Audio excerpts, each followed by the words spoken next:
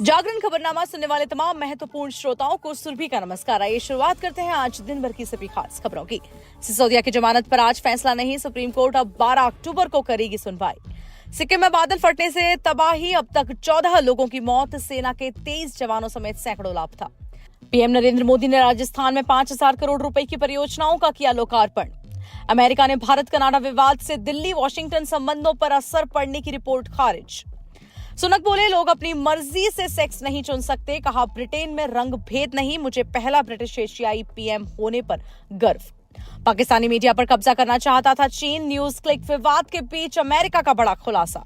Coca Cola ने launch की 100% recycle होने वाली बॉटल्स। बड़े मियां अक्षय के पीछे पीछे छोटे मियां टाइगर थिएटर में एक साथ दिखेगा जलवा। वर्ल्ड कप 2023 के ओपनिंग मैच में ही दिखाई जॉय रूट ने अपनी क्लास, ठोका तेज तर्रार अर्धशतक। इसी के साथ आइए जानते हैं खबरों को विस्तार से।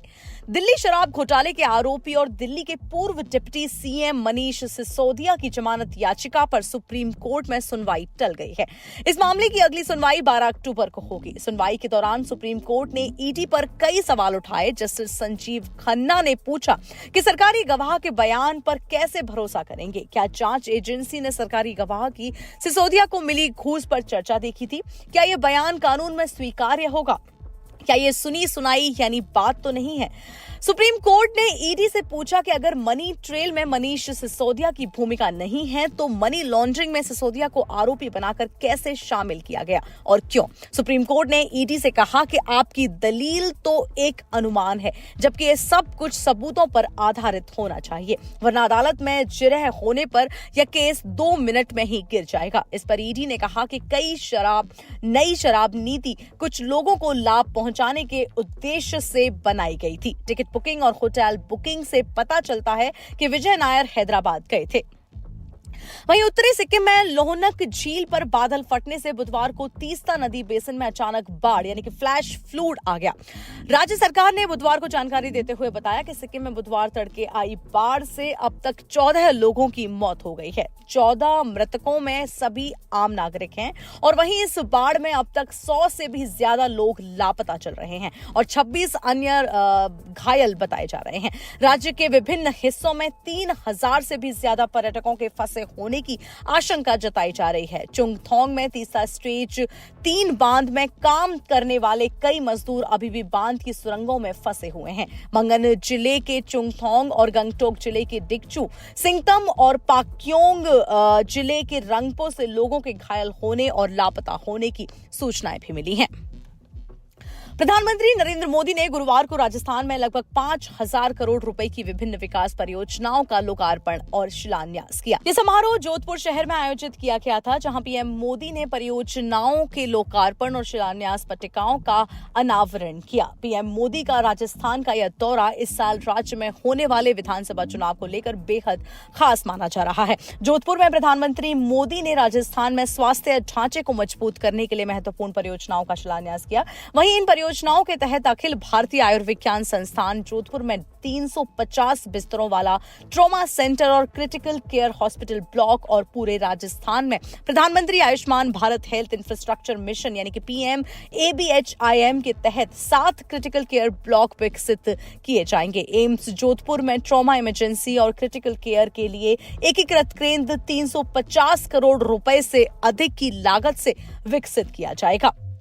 वहीं नरेंद्र मोदी सरकार के खिलाफ जस्टिन ट्रूडो के आरोपों को लेकर भारत और कनाडा के बीच राजनयिक टकराव से नई दिल्ली और वाशिंगटन डीसी के बीच संबंध खराब हो जाएंगे, इस आशय की खबरों का अमेरिका यानी कि यूएस ने दृढ़ता से खंडन किया। वाशिंगटन के पब्लिकेशन पॉलिटिको में भारत कनाडा विवाद पर बाइडेन चुप क्यों, ऐसी हेडलाइन वाली रिपोर्ट प्रकाशित हुई है, जिस पर अमेरिकी दूतावास ने खंडन जारी किया है। इस रिपोर्ट में एक अधिकारी के हवाले से कहा गया है कि भारत में अमेरिकी राजदूत एरिक गार्सिया ने अपनी टीम से कहा था कि भारत अमेरिका संबंध एक समय के लिए और खराब हो सकते हैं। रिपोर्ट में कहा गया है कि गार्सेटी ने कहा था कि अमेरिका को अनिश्चित समय के लिए भारतीय अधिकारियों के साथ अपने संपर्क कम करने की जरूरत पड़ सकती है। ब्रिटेन के प्रधानमंत्री ऋषि सुनक ने बुधवार को अपने इलेक्शन कैंपेन की शुरुआत कर दी। इस दौरान उन्होंने कहा कि एक पुरुष हमेशा पुरुष है और एक महिला है। ये कॉमन सेंस की बात है। लोगों को इस भ्रम में नहीं डालना चाहिए कि वे अपनी मर्जी से अपना सेक्स चुन सकते हैं। सुनक ने कहा कि हम इस देश को बदलने जा रहे हैं और इसका मतलब है कि जीवन का अर्थ जीवन या कोई विवाद वाली स्थिति नहीं होनी चाहिए। ज्यादातर लोग इससे सहमत हैं और माता पिता के लिए यह जानना भी विवादों से घिरा नहीं होना चाहिए कि उनके बच्चे रिश्तों के बारे में स्कूल में क्या सीख रहे हैं। भारत में चल रहे न्यूज क्लिक विवाद के बीच अमेरिका ने खुलासा किया कि चीन अपने आयरन ब्रदर पाकिस्तान की मीडिया पर कब्जा करना चाहता है। अमेरिका के विदेश मंत्रालय ने अपनी एक रिपोर्ट में कहा कि चीन ने एक ऐसा तंत्र बनाया है जिससे अंतर्राष्ट्रीय स्तर पर मीडिया में उसके दृष्टिकोण को बढ़ावा दिया जाए। चीन चाहता है कि पाकिस्तानी मीडिया पर उसकी मजबूत पकड़ हो जाए। यही नहीं, चीन अब रूस के साथ मिलकर सूचना के क्षेत्र में काम कर रहा है। चीन अपने खिलाफ आई किसी भी रिपोर्ट का जवाब देने के लिए अन्य पार्टनर्स के साथ मिलकर काम करने का प्रयास कर रहा है। अमेरिका ने कहा कि अन्य पार्टनर देशों में पाकिस्तान प्रमुख है और रिपोर्ट में कहा गया है कि पाकिस्तान के साथ मिलकर चीन फर्जी सूचनाओं से निपटने पर सहयोग कर रहा है।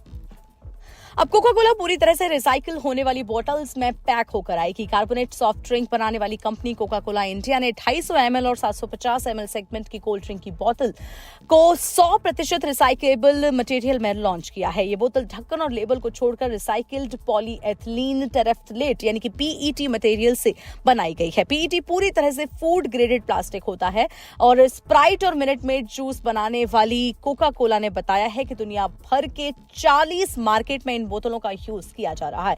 कंपनी ने कहा है कि उसके लिए बोतल बनाने वाले मौजूदा पार्टनर मून बेवरेजेस लिमिटेड और SLMG लिमिटेड ही इन बोतलों को बना रहे हैं। यह उसके 2030 तक 50% रिसाइकिल्ड कंटेंट के टारगेट का हिस्सा है। कंपनी ने बताया कि RPET बोतल भारत, अमेरिका की फूड सेफ्टी अथॉरिटी यानी कि FSSAI, FDA और EFSA की ओर से अप्रूव है। अक्टूबर के महीने की शुरुआत से ही सिनेमाघरों में फिल्मों ने हल्ला बोल रखा है। राजवीर और पलोमा की डेब्यू फिल्म दोनों सिनेमाघरों में आज रिलीज हुई है और अब इस मूवी के बाद शुक्रवार को अक्षय कुमार की मिशन रानीगंज थिएटर में दस्तक दे रही है। इस फिल्म में अक्षय कुमार IIT धनबाद इंजीनियरिंग जसवंत सिंह गिल का किरदार निभा रहे हैं। पूजा एंटरटेनमेंट के बैनर के तले बनी अक्षय कुमार की मिशन रानीगंज के अलावा दूसरी फिल्म गणपत भी अक्टूबर में ही रिलीज हो रही है। आपको बता दें कि इन दोनों फिल्मों के बाद अक्षय कुमार और टाइगर श्रॉफ की जोड़ी फिल्मी पर्दे पर नजर आने वाली है, लेकिन उससे पहले ही दोनों एक साथ थिएटर में अपना जलवा दिखाने वाले हैं। आईसीसी वर्ल्ड कप 2023 का आगाज जो रूट ने धमाकेदार अंदाज में किया है। अहमदाबाद में इंग्लैंड और न्यूजीलैंड के बीच खेले जा रहे ओपनिंग मैच में रूट का बल्ला जमकर बोल रहा है। बेहतर स्ट्राइक रेट और नए अंदाज में विश्व कप में उतरे इंग्लिश बल्लेबाज ने आतिशी बल्लेबाजी करते हुए अपना अर्धशतक पूरा कर लिया है। डेविड मलान के सस्ते में पवेलियन लौटने के बाद जो रूट मैदान पर उतरे और रूट शुरुआत से ही लय में नजर आए और उन्होंने खुलकर अपने शॉट्स खेले। एक छोर से लगातार विकेट गिरने के बावजूद रूट ने अपनी अटैकिंग बल्लेबाजी जारी रखी और 57 गेंदों में अपना अर्धशतक पूरा किया। रूट कीवी टीम के खिलाफ खेले जा रहे विश्व कप 2023 के पहले मैच में अलग ही फॉर्म में दिख रहे हैं। 1 या 2 रन लेने से ज्यादा रूट बाउंड्री में डील कर रहे हैं। इसी के साथ आज का खबरनामा इतना ही। देश और दुनिया की तमाम बड़ी खबरों के लिए सुनते रहिए जागरण पॉडकास्ट का एक खास कार्यक्रम खबरनामा।